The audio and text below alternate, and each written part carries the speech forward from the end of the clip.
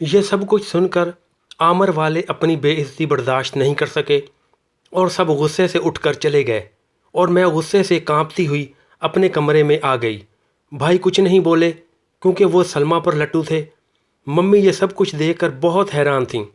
پھر سب اپنے اپنے کمرے میں چلے گئے، میں اپنے کمرے میں آ گئی۔ ساری رات سوچتی رہی کہ کیا سچ ہے اور کیا غلط، سمجھ نہیں آ رہا تھا، مگر میرا دل عامر کی محبت میں دبا ہوا تھا۔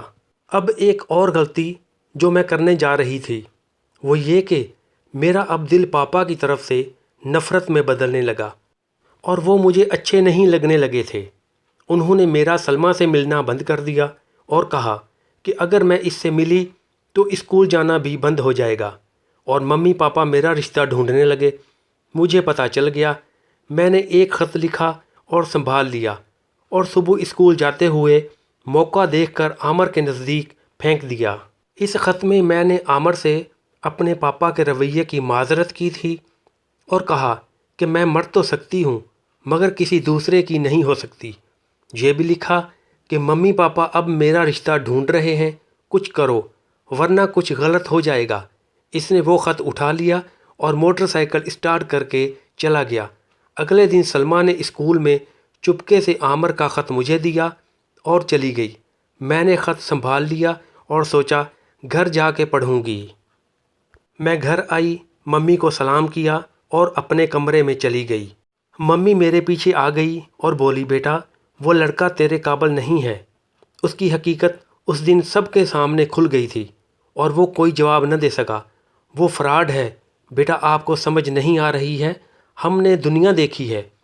مجھے ممی کی کسی بات کو نہیں سننا تھا، بس چپ رہی، اور میری آنکھوں سے آنسو جاری ہو گئے اور ممی مجھے ساتھ لگا کر رونے لگی۔ میرا دماغ بالکل عقل سے فارغ تھا۔ پھر ممی گئی اور کھانا لے آئی، مگر بھوک مجھ سے کوسوں دور تھی۔ ممی کے زیادہ اصرار کرنے پر تھوڑا سا کھانا میں نے چکھ لیا۔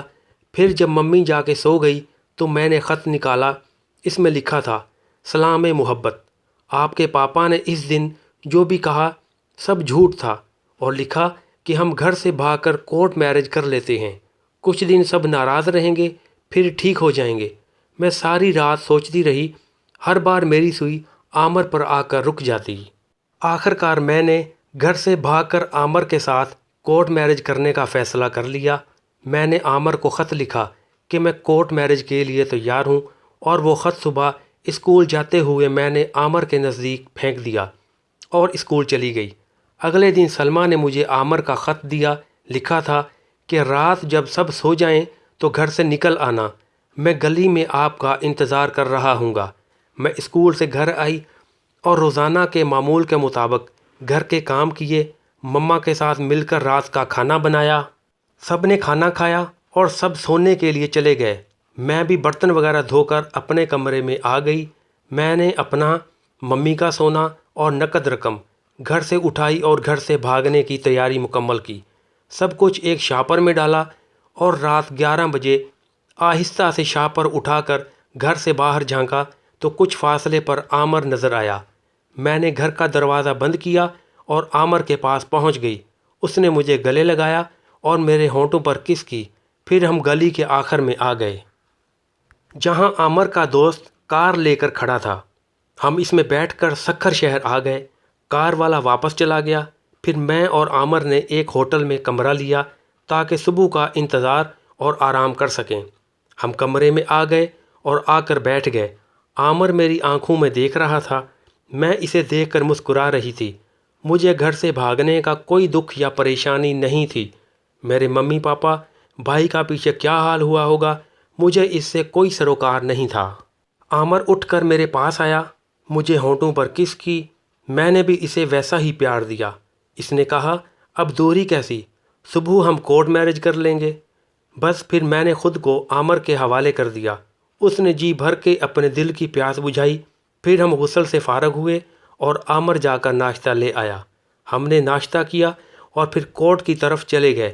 سارا دن پھر پھرا کے عامر بولا ہماری کورٹ میرج کل کو ہوگی۔ پھر ہم واپس آ گئے اور رات پھر عامر اپنے دل کی پیاس بجھاتا رہا۔ بس پھر یہ روز کا معمول بن گیا۔ سارا دن کورٹ میں خواری اور رات عامر کے بستر پر اس کے ساتھ گناہ میں گزار دی۔ اب مجھے لگنے لگا کہ عامر خود ہی نہیں چاہتا کہ کورٹ میرج کرنا، ورنہ کورٹ میرج تو ایک دن کا کام ہے۔ اب مجھے تھوڑا سا احساس ہوا کہ جب تک عامر مجھ سے نکاح نہ کر لیتا مجھے اس کے بستر پر نہیں آنا چاہیے تھا۔ اب تو میں اچھی طرح لٹ چکی تھی اور سوچ رہی تھی کہ اگر یہ مجھے چھوڑ کر چلا گیا تو میرا کیا ہوگا۔ اس طرح 1 ماہ گزر گیا۔ میرے ممی پاپا کا کیا حال ہوا ہوگا کوئی پتہ نہیں تھا۔ ایک رات جب عامر نے مجھے اپنے پاس بلایا تو میں نے کہا کہ پہلے نکاح پھر یہ سب کچھ۔ اس پر عامر خفا ہو گیا اور سر ہلا کر سو گیا۔ آج پہلی بار مجھے اپنی غلطیوں کا احساس ہونے لگا۔